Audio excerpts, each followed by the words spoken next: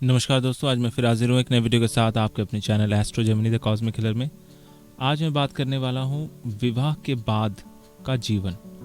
Normally आप सभी को जैसे यहाँ पे पता है कि विवाह के बाद का जीवन कैसा होगा, ये कई लोगों की जो लाइफ में हमेशा एक कौतूहल के हिसाब से जिज्ञासा होती है, या प्रश्न इनका ऐसा होता है कि विवाह के बाद का जीवन क्या है। तो विवाह की रेखा, जैसा कि आप सभी को पता है, छोटी वाली उंगली के नीचे ठीक यहाँ पर होती है। कुछ छोटी रेखाएं होती हैं, कुछ बड़ी रेखाएं होती हैं। इस प्रकार से सबसे पहले ड्रॉ कर लेते हैं हृदय रेखा, मस्तिष्क रेखा, जीवन रेखा को।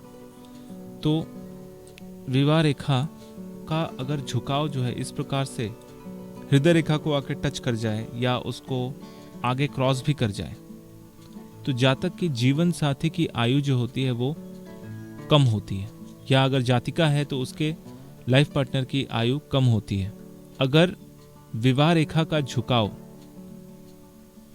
हृदय रेखा की ओर इस प्रकार से बना हो, तो ऐसे लोगों के जीवन साथी जो है उनका स्वास्थ्य सही नहीं होता, हमेशा अप एंड डाउन चलता रहता है। उनके जीवन साथी की स्थिति बहुत ज़्यादा कमज़ोर और तबीयत जो है वो हमेशा अप एंड डाउन चलती रहती है। अगर विवाह रेखा इस प्रकार से टूटते हुए आगे बढ़े, तो ऐसी अवस्था में जीवन साथी के साथ हमेशा दूरियां बनी रहती है। अगर शादी होती भी है तो हस्बैंड एक जगह काम करते हैं और वाइफ किसी और जगह पर रहती है। इस तरह की स्थितियां बनती हैं और शायद वो साल में या महीने में एक बार ही मिलते हो, या कई कई महीनों तक एक दूसरे को फेस टू फेस देख भी नहीं पाते। हालांकि आज के डेट में टेक्नोलॉजी की वजह से हम फ़ोन में बातें कर लेते हैं, लेकिन फिजिकली मिल नहीं पाते। अगर विवाह रेखा इस प्रकार से निकल के ऊपर की ओर उठती हो, तो ऐसी अवस्था में व्यक्ति का जीवन साथी लंबी आयु का होता है। इसी प्रकार अगर विवाह रेखा में किसी प्रकार का दोष हो, त्रुटि हो, तो ऐसे लोगों का हमेशा देखा गया है कि अपने जीवन साथी के साथ या उन दोनों के बीच में संबंधों में मन मुटाव बना रहता है, कोई ना कोई इशू हमेशा चलता रहता है। हालांकि वो साथ रहते हैं, लेकिन मानसिक रूप में एक दूसरे से थोड़े अलग होते हैं।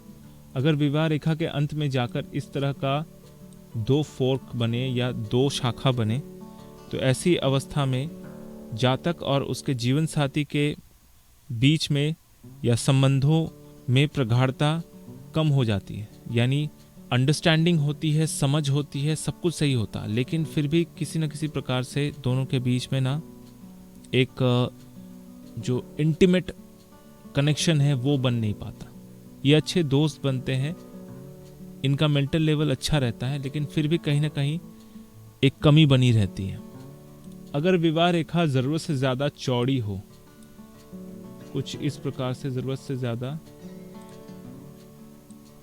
चौड़ाई दिए हुए हो, या इसके बीच में इस प्रकार से बिंदु, कुछ इस प्रकार से बिंदु बने, मैं दूसरे रंग से इसको दर्शाता हूं, इस प्रकार से बिंदु बने विवाह रेखा के ऊपर, तो ऐसे लोगों के जो जीवन साथी होते हैं वो शक करने वाले होते हैं। अगर पुरुष है तो महिला के ऊपर, अगर महिला है तो पुरुष के ऊपर डाउटेड।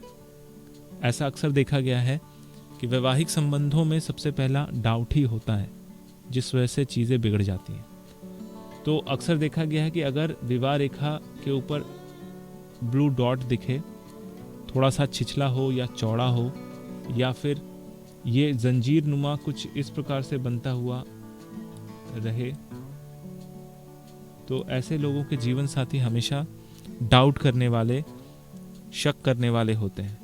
विवाह रेखा अगर इस प्रकार से निकल के सीधा जाकर सूर्य रेखा को टच करती हो या सूर्य पर्वत तक जाती हो, तो ऐसे लोग विवाह के बाद प्रसिद्ध होते हैं। मान सम्मान हमेशा दिन प्रतिदिन बढ़ता जाता है, यानी विवाह के बाद उन्नति होती है।